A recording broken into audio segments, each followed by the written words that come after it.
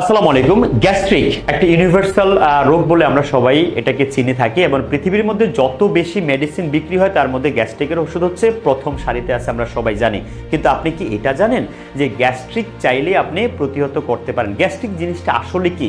Gastric হচ্ছে normally আমাদের পাকস্থলীতে যখন কোনো খাবার না থাকে, আমি যখন অনিয়মিত লাইফ লিড করি, তখন আমাদের পাকস্থলী প্রাচীর থেকে HCl নিঃসরণ হয়। আর এই HCl এর কাজ কি? HCl মানে হাইড্রোক্লোরিক অ্যাসিড, এটার কাজ কি জানেন? এটার কাজ হলো আমরা যে খাবার খাচ্ছি সেই খাবারে আগত ব্যাকটেরিয়াকে ধ্বংস করে ফেলা। কিন্তু আমি যখন খাবার না খাই তাহলে সে কাকে ধ্বংস করবে? সে ধ্বংস করবে আমার পাকস্থলী প্রাচীরকে। তাহলে নিয়মিত খাবার না খেলে, আমি যদি সকালে সঠিক টাইমে নাস্তা না করি এবং পর্যাপ্ত পানি পান না করি, তাহলে কিন্তু আপনাকে অ্যাটাক করবে কে? HCl। তাহলে প্রথম কন্ডিশনটা হচ্ছে আমাদের সঠিক সময় ঘুম থেকে উঠে ব্রাশের পূর্বে 2 গ্লাস পানি খেতে হবে, এরপরে আপনি নাস্তা করতে হবে, এরপরে ব্রাশ করতে হবে। তাহলে কি হবে? আমার যে খাবারটা আমি খেয়েছি সেই খাবারটা পাকস্থলীতে যাওয়ার সাথে সাথে HCl নিঃসরণ হবে এবং আপনার খাবারে থাকা ব্যাকটেরিয়াকে ধ্বংস করে দেবে। কিন্তু যদি উল্টাটা হয়, আমি যদি নাস্তা না করি, তাহলে কিন্তু HCl আমার পাকস্থলীর প্রাচীরকে ধ্বংস করে দেবে।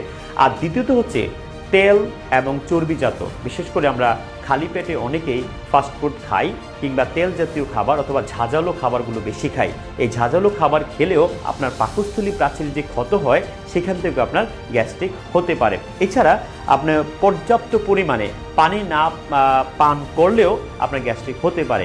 এছাড়া আরও কিছু কারণ হচ্ছে, সেটা হচ্ছে সময়ে অসময়ে চা কিংবা কফি পান করা, অথবা খালি পেটে আপনি চা অথবা কফি কিংবা ধূমপান করলেও সাধারণত এই অ্যাসিডিটির পরিমাণ বেড়ে যেতে পারে।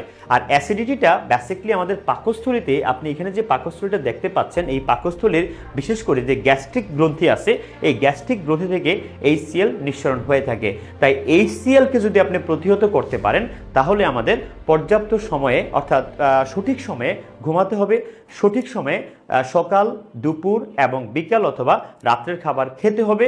তাছাড়া আমাদের পরিহার করতে হবে যে বিষয়গুলো, ধূমপান পরিহার করতে হবে, পাশাপাশি অতিরিক্ত কফি কিংবা চা পান থেকে বিরত থাকতে হবে, অতিরিক্ত তেল অথবা ঝালযুক্ত খাবার পরিহার করতে হবে, এবং স্ট্রিট ফুড, বিশেষ করে আমরা যে রাস্তাঘাটে যে খাবার থাকে, স্পেশালি ফুচকা, বার্গার অথবা চটপটি, এগুলো আমাদের যতটা সম্ভব পরিহার করতে হবে।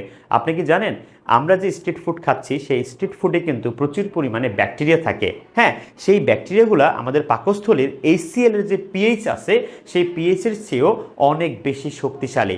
তাই তারা HClকে একেবারে নিষ্ক্রিয় করে আপনার বডিতে এমন বিষাক্ত কিছু পদার্থ উৎপন্ন করে, যেটা আপনার গ্যাস্ট্রিক আলসার থেকে শুরু করে পাকস্থলী আলসার অথবা আন্ত্রিক আলসার অথবা ক্লোন আলসার থেকে শুরু করে আরও ভয়াবহ রোগ হতে পারে।